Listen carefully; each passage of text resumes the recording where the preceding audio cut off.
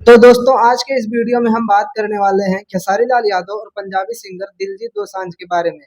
तो 27 तारीख को खेसारी लाल यादव ट्विटर पर एक पोस्ट करते हैं जिसमें वो लिखते हैं कि पैसा कमाए के बहुत मौका मिल जाला, पर जब बात देश के होके त डिसीजन में भी देश हित होके के चाहिए। हैशटैग सरदार जी 3।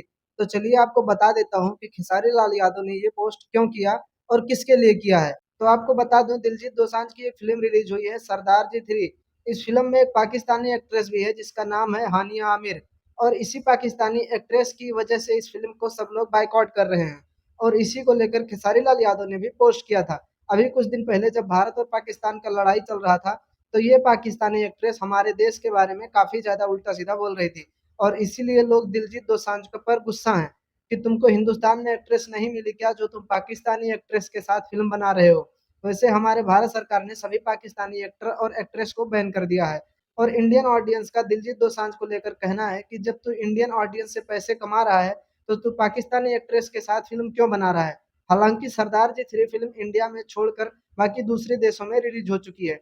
तो यही सब वजह है जिसके लिए लोग दिलजीत दोसांझ को हेट दे रहे हैं। और इसी को लेकर खेसारी लाल यादव ने भी पोस्ट किया था। पर इस पर कुछ लोग खेसारी लाल यादव को ही ट्रोल करने लगे। जैसे एक बंदे ने लिखा, ढोरी चोली साया ब्लाउज जोबन सामान चाची के बाची से कौन देश हित के काम करेले।